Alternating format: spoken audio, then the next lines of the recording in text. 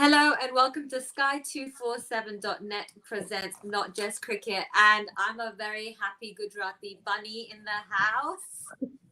And I'd like Niall to know that I'm extremely happy right now. And it was nail biting, but Tevatia did it, Tevatia. And it really, really, really was anything could have happened. So, Hubo Kushchu. And I have to ask Deep because Deep was also on my side, right, for Gujarat. Yeah. What a game. What a game. I mean, for the longest time, you thought Punjab's going to kind of scrape through or whatever. But again, like you said, Tevatia did a Tevatia there. I mean, two Yeah. balls, 12, needed two sixes, and he hit two sixes. Having said that, Odion Smith, I don't know. I mean, obviously, he was not meant to bowl the 28th for whatever reason he did. And the last two balls, I guess he tried a Yorker or whatever, didn't, missed his length. But amazing. I mean, the kind of pressure, Karishma, I mean, as a Yeah. player, when you're out there as a bowler or as a batter, think about Odion Smith and Tevatia, two balls, 12. And I mean, that's unbelievable. You need two sixes and he hit two sixes. I mean, it can't get better than that. I mean, that's what you pay these guys the big money for, right? All these big monies for that. And he's kind of Team made of all that money that Gujarat Titans paid him for with those two sixes. That's just unbelievable. Yeah, totally worth the 9 CR if I say so. Niall, please, Oh my God. please tell Incredible. us your Incredible. thoughts. And I'm sorry that your team Brilliant. didn't win. First and foremost, brilliant game. Well done. Well done to both of you guys for picking the winner. But three balls to go. He gets the Yorker in, and O'Dean Smith has a shy at the stumps. Yeah. And wild throw at the stumps. Tuati was miles out of his crease. You don't need to throw it. If you just keep, my son wants to talk to you about cricket. He loves Rahul Tuati, and my son really loves Rahul Tuati. he's a left. My son's 3.5, and he's a left-hander as well. But David Miller's on strike, and then he gets off strike. Like the worst possible result was first of all missing the run out. You get Rahul Tuati back on strike, who is one of the best finishers in the tournament. Incredible game, but I'm in shock. I thought Punjab had it. 13 off 3. David Miller was having a bit of a nightmare. But Tuati got him out of jail there. That's a match-winning innings. That's a man of the match performance. He's faced 3 balls there. He's probably got man of the match. That's the beauty of the team. Well, I mean, it was a game of inches, and today the inches were in favor for Gujarat. Deep, let's talk about the team that unfortunately were very close to winning but didn't win. Punjab. Their performance overall was great. It was. Listen, as you mentioned, it's about inches, maybe not even inches. It's about millimeters here now. But obviously, I think we spoke about this in the pre-match show about Punjab's approach. Either they're gonna try and get 200 or they're gonna get all out by 150. That was the scene, right? They would have got only 160, if not the 10th wicket partnership. Arshdeep did really well. The last wicket partnership was worth 27. So Punjab was still in the game because of that partnership, the 27-run partnership in for the last wicket. So yeah, I mean, and even bowling wise, they were in it till the last over, till the last ball actually. Yeah. But yeah, I think it was a great game, and that's the reason why this tournament is the best in the world. I don't know what Niall thinks about it, but I think it's the best in the world because it's just the sheer quality of it, and also the thrill that it provides you. I mean, every now and then you get a game like this, and you see talent like that. We saw a couple of talents tonight as well, right? We talk about Sai Sudarshan. What a talent again! Phenomenal. I mean, when he was batting, it didn't seem like somebody was playing his first game of this tournament. It was just brilliant. So, yeah, it was just a great game for a neutral like us. Not like you, Karishma. Obviously, you weren't neutral for this game. But for neutrals like us, it was just a brilliant, brilliant game of cricket. No, it absolutely was. I also have to talk about Sudarshan. when we say IPL is where talent meets opportunity, these young guns seem to be living up to that. So Sai Sudarshan was definitely somebody that we were even talking about during the game. Niall, what did you think about his performance? He played nicely. Just listening to the coaches on the sideline, he's obviously got a lot of form as well, and he's had a cracking kind of 6-12 months behind him in the domestic scene, and that goes a long way. You come in and straight away the coaches and the captain and the management they sign you, they back you, and it's quite relevant. Young players are very fearless. There's no damage, there's no baggage. The young players coming through nowadays, they just go out and express themselves. We've seen that with all the youngsters in this tournament. 2 extra teams this year. There could be 4 extra teams. Every team will be throwing up these players. That is how amazing this tournament is. That is how amazing cricket is in India. As Deep said, it's the best comp in the world. I was lucky to be there last week. The first time I've been to India to watch the matches live, and I was just mesmerized by the standard. I really was. I watch cricket all around the world. I watch a lot of international cricket, and most of these games are better than a lot of international matches. So incredible game of cricket. And 80% of the games so far in this tournament have been absolute crackers. Yep. Let's talk about Shubman. Okay, go on, Deep. And then we'll Sorry, talk Coach. about Just to add to what Niall mentioned, a lot of people were a little apprehensive when 8 teams became 10, and they were like, are there enough domestic talent? Obviously, when you see teams like that and you see youngsters like Sai Sudarshan and all, you know that, we have that kind of talent, for 10 teams. So, and also credit to, teams like Lucknow and Gujarat. A lot of teams have gone with the tried and tested people I don't want to name, who've been around for 8 years, 9 years. But some of these guys, they've taken the chance to look at some youngsters like Sai Sudarshan or Ayush Badoni, all these guys, and they've got it. I mean, not just that, even Nalkande today got a couple of wickets, got the important wicket of Odin Smith at that point in time, right? So, I mean, you got to give credit to these franchises that they've done their homework, they've done their research, and the scouting and stuff, and they've picked the right guys. So it's very, very important. It's not just about just picking up the tried and tested, the names who've been doing the rounds. But it's also about scouting the right people, going to Syed Mushtaq Ali tournament or the Vijay Hazare, looking at the domestic circuit, and credit to these guys to have picked these so-called unknown names. Yeah, absolutely, because it's given them the opportunity. One player that was picked and I think was a great choice was Shubman Gill. There's a term in the zone, and he certainly was in the zone today, raring to go. And did he deliver indeed? Niall, let's talk about Gill. Yeah, played well. He's obviously in good touch. He played well last time out as well. So close to his first ton. He probably 96 from 59. He actually lost a bit of strike towards the back end of his innings. Good strike rate. Anything over 150 is amazing strike rate. So to go 162, I just felt that in the back end of his innings he just lost a little bit of strike. Maybe lost a little bit of his fluency. But that was it's a great knock, a match winning knock. And when you got someone with the class that he has up the top of the order.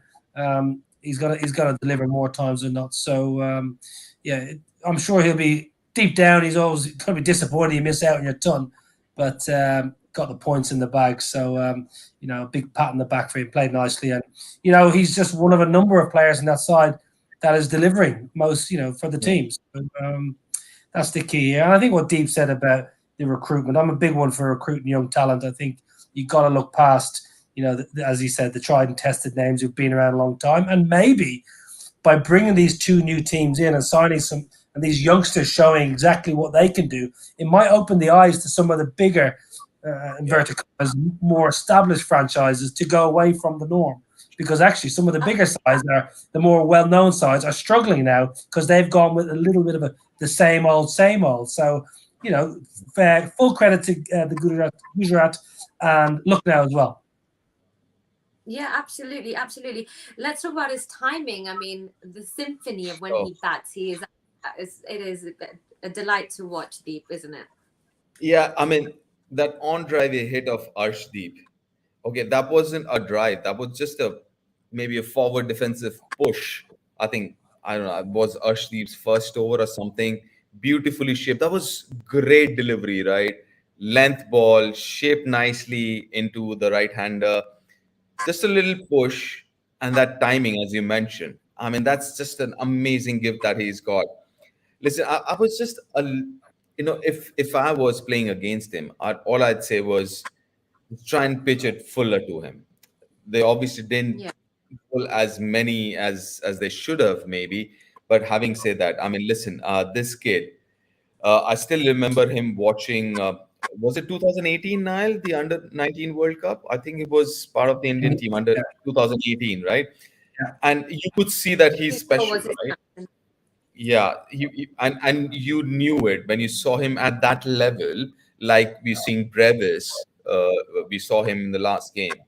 You just know that he's someone who's special. He's got talent, he's got the temperament, he's got the timing, he's got everything that you need to be successful at the highest level, and he's just showing it now. And also those technical. See, nobody's technically perfect. It's just how you maximize your strength and kind of minimize your weaknesses, and that's what he did in this innings. And that's what makes you a really really good cricketer. And I think he's on his way to becoming a really really good international cricketer. I'm not just talking about this tournament or domestic. I'm talking about international cricket, and Shubman Gill's right up there. Yeah, somebody else who I think could be right up there is Livingston, always playing, at fifth gear. Now, if we can talk about him, as fast as a Ferrari, if I may say so. He doesn't More drive than a he- Ferrari. He doesn't more drive a than- Ferrari. He drives a big fancy. He drives a big fancy 4x4, I think. But that's more about him. Actually, he's more muscle. So he's more like a 4x4 than a Ferrari. Well, listen, Liam has got incredible talent to be able to hit the ball for six from ball one. So, when you see him hit the ball, out of the ground, today 64, backing up his half century. A couple of days ago, 64 for 27. Four biggies. Going beautifully.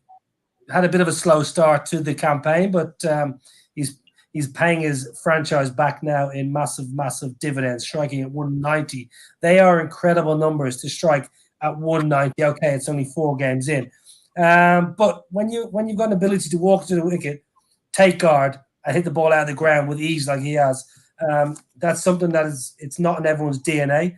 So he is where he bats. Is kind of irrelevant. He can do it from the start. He can do it in the middle. Sometimes England keep him to like 5 or 6 to close an innings. I like to see him bat with a lot of overs to go because he can do real damage. He got 100 for England T20 cricket. So he's a 3-dimensional player. Bats, bowls, fields. That's why he fetched such a high price. So and he exudes exactly what this franchise is all about. Go out, hit the ball out of the ground, field like a demon. When you bowl, kind of commit to the bowling. So he played well. He's a top class player, and I think everyone expected him to have a big campaign this year. So it's not really surprising for us that see him on a fairly regular basis that he's doing so well. Lambo Livingston, Deep. Yeah, I mean, just to add to what Niall said, obviously he's going to be potentially a superstar in this format. We've mentioned this before as well. But you know what the highlight was? How he played Rashid Khan. I know he got out to Rashid Khan in the end, but Rashid Khan is one of the top T20 bowlers in the world. And the way he played against him, that just tells you his class and what he can do. If he can do that to Rashid Khan, he can do that to any bowler in the world. So that's how dangerous he is. So for me, the highlight of that innings was, how he played Rashid Khan. Yeah, I mean, I wanted to talk about Rashid Khan and him and his 3 wickets actually, but you got right in there, Deep. So I'll let you continue. Let's talk about Rashid wonderful bowling. See, I mean, listen, like I said, he's one of the best bowlers in the world. So obviously, I mean, good comeback after an expensive first over. I think it was a brilliant comeback, and that's what you expect from match winners like Rashid Khan.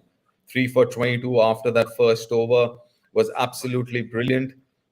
And that's the reason why Gujarat is one of the top bowling sides. Apart from the quickies that they have Rashid Khan. Like I keep mentioning, 8 overs for KKR in terms of Sunil Narayan and Varun Chakravarti. You've got 4 overs of Rashid Khan when you're playing against the Gujarat team. So Rashid Khan is someone that you've got to be really, really careful, because he's a match winner. End of the day, he's a match winner, whether it's picking up wickets or being economical.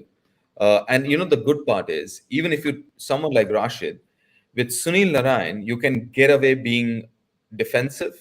But with Rashid, even if you're trying to be defensive, he can get you out. He can get you out playing a defensive shot.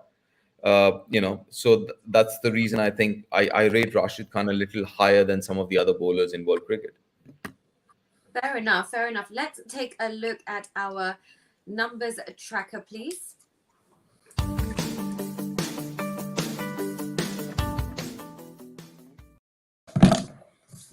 Let's see how the points table looks at the end of this game.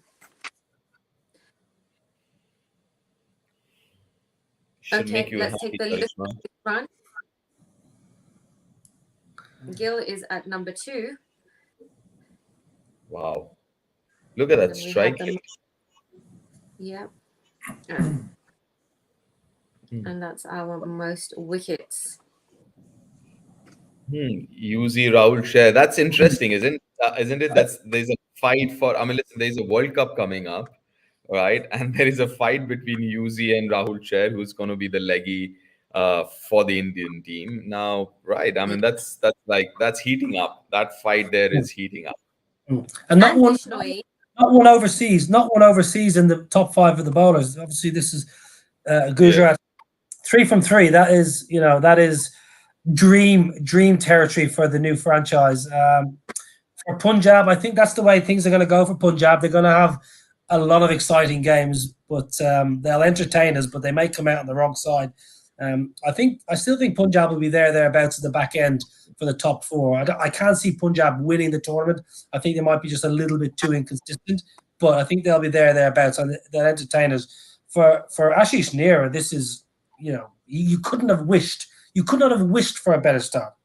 This is unbelievable territory for the new franchise and Ashish Nehra and Vikram Solanki and Gary Kirsten and all the backroom staff. 3 from 3. They'll be going home now on the coach, back to the hotel, just thinking, guys, this is like we are doing way better than anyone would have thought. You always envisage we're going to win the tournament, we're going to win everything. But realistically, you're going to have a slip up here and there. To be 3 from 3, it's incredible. It really is, and they deserve it. They deserve it. They're playing good cricket. And now the thing is, you win a game like that, 12 of 2, you feel invincible, right? You feel like, you can dodge bullets now. You win a game like that. So, yeah, I mean, this is a huge game for Gujarat. Yeah. Okay. Well, go on. Niall, do you want to say anything? No, all good. No, absolutely not. Speechless. So I was going to talk about tomorrow's game, because we have a double header. So we have Chennai and Hyderabad, both teams in desperate need of the all-important points, and Bangalore taking on Mumbai. Crunch time for Mumbai, certainly. So they're going to be 2 very important games, and I'm going to be looking forward to seeing them. So before I let you both go, what are your thoughts on these 2 games, and which game are you more in? Actually, I'm not going to ask that. Who's more interested in Sizzy? Which one? I mean, cricket's cricket. They're both going to be good. Deep. Right. Listen, obviously, we've got, out of the 4 teams, we've got 3 teams who haven't won anything, right? So you've got Mumbai, Chennai, and Hyderabad. I think Chennai, Hyderabad is going to be very, very crucial, because obviously, I mean, both the teams haven't won anything as yet. They've looked below par as of now in terms of performances as well. So it's going to be interesting, that game. And that's in the afternoon. That might help Chennai a little bit more than Hyderabad, the afternoon games, because obviously afternoon games, they pan out a little differently than the evening games. Evening, obviously, Mumbai, I mean, they were very close to winning the last couple of games. They were like, they just lost, whatever. But Mumbai, again, very, very important game for all these 3 teams, because they need to get this campaign going. Because if you lose from where they are right now, another game, it becomes very, very difficult for them to make a comeback now. So for these 3 teams especially, Bangalore's in good nick, blah, blah, blah. Glenn Maxwell is available for tomorrow. So he would be playing tomorrow, as far as I know. But the other teams, other three, they need a win desperately as of now. Niall? Yeah, well, just echo those thoughts. It's desperation time really for some of these teams, and it's going to be who wants it more, who can hold a nerve. Is going to be an edgy, nervy kind of game. You know, both sides, especially Chennai and Hyderabad. I think Chennai. I expect Chennai to win tomorrow. I've said that many times on this show already, though. So I'm hoping they're going to prove me right one of these days. And you know, Mumbai against Bangalore is an interesting one, really, with Maxi back available. That's a massive filler for Bangalore. So I wouldn't be surprised if Bangalore turn over Mumbai and leave Mumbai down in the dumps. Anything can happen, as we know today. So that's going to be a very interesting game. Thank you, gentlemen, for joining me today on Sky247.net presents Not Just Cricket. And I've had a great time with both of you. And we will see you all tomorrow. And it's time for me to eat some Gujarati dhokla and celebrate. So take care, guys. Bye-bye. Bye. Take care. Bye.